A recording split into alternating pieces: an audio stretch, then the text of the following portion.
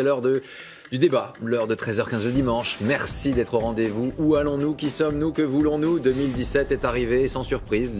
Entre le 31 décembre et le 1er janvier, rien n'a changé, les questions demeurent.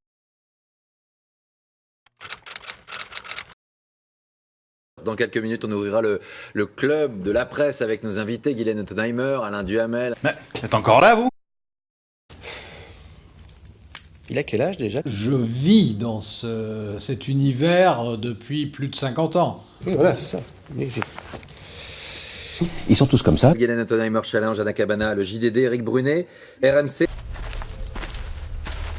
C'est qui déjà ces deux glands? Que bon, la loi El Khomri apparaît vraiment une petite mesure isolée par rapport à tout un panel de mesures qui sont à prendre pour débloquer le marché du travail et rendre la France plus compétitive. Les Français sont des assujettis sociaux qui ne pensent qu'à leurs pommes. J'en ai beaucoup souffert, moi, à France 3, de penser un peu différemment, en clair, d'être plutôt de droite. J'en ai beaucoup souffert.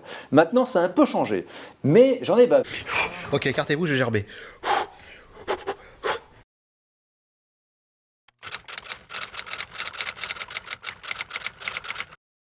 Bon, tu sais, moi je me suis aperçu qu'il y avait, disons, un petit lexique qui doit faire 15 à 20 mots, hein, pas beaucoup plus.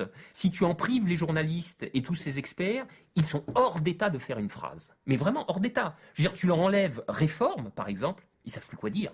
Je veux dire, ils peuvent plus construire, ils peuvent plus mettre 3 mots l'un derrière l'autre. La droite est traversée par un courant, une fracture, un fossé, les réformateurs.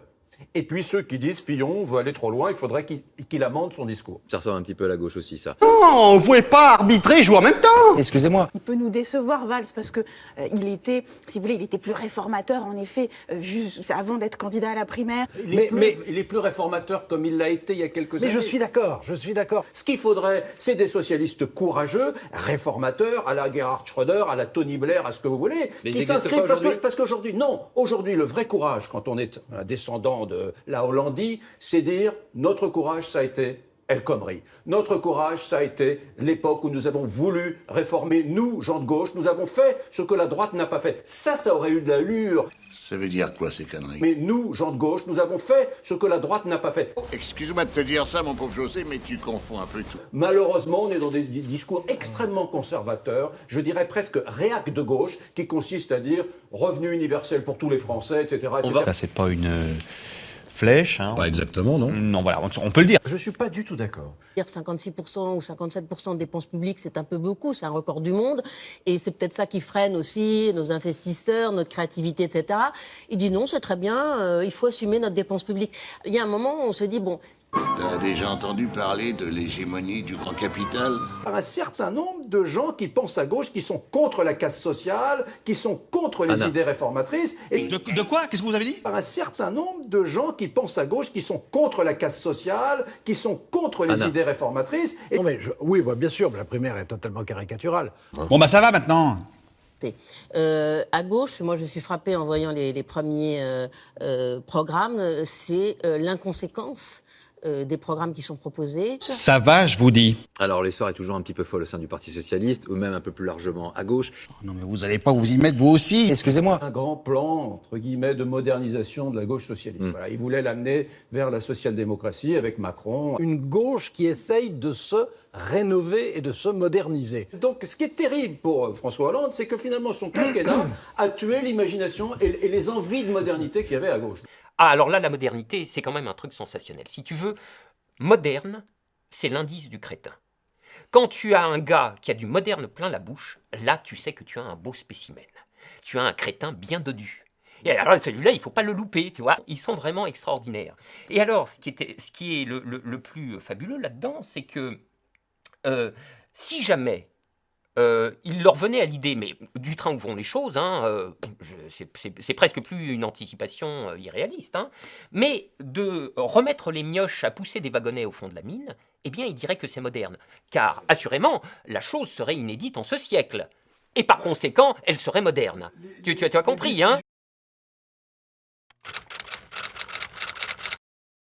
Juste une question, Guylaine Ottenheimer, il y a une surprise dans cette élection, enfin dans cette préélection, c'est quand même Emmanuel Macron. Bonjour.